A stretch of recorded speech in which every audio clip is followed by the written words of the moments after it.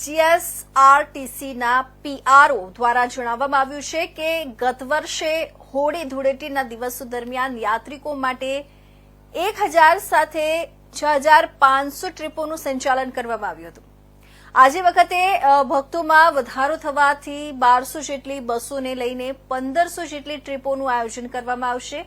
આ ટ્રીપોનો સંચાલન લોકોને હાલાકી ન પડે તે માટે 10 તારીખથી લઈને 16 તારીખ સુધી સતત ચાલુ રાખવામાં આવશે।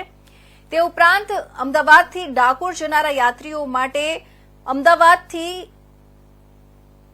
દાહોદ ગોધરા ડાકોર જનાર લોકો માટે પણ એસટી વિભાગ દ્વારા કોઈ અગવડતા ન પડે તેનું ખાસ ધ્યાન પણ રાખવામાં આવ્યું છે।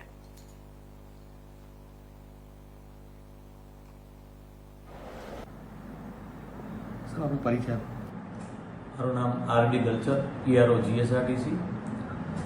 સાહેબ આજે હોળી ધૂળેટીને લઈને કેટલી બસોનું આયોજન કરવામાં આવ્યું છે અને કેટલા યાત્રિકોની સફળતા?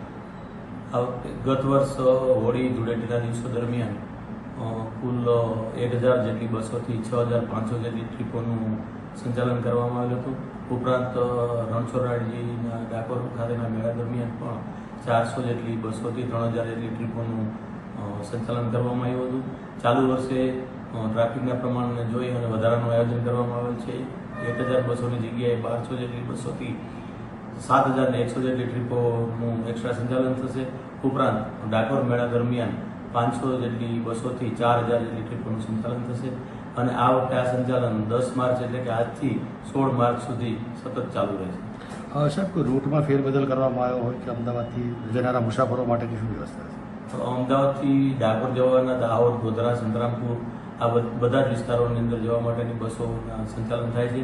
આપણે જાણીએ છીએ તેમ આદિવાસી વિસ્તારની અંદરથી જે મજૂરી કામ માટે થઈ અને સૌરાષ્ટ્ર તરફ તથા અમદાવાદ તરફ અને ઉત્તર ગુજરાત તરફ જે મજૂર વર્ગ જાય છે તેઓ ખાસ કરી અને અત્યારના આ તહેવારો દરમિયાન પોતાના માતૃવતન તરફ જતા હોય છે અને પોતાના માતૃવતન તરફ જવા માટે થઈ અને એસટી આ વધારે સુવિધાઓ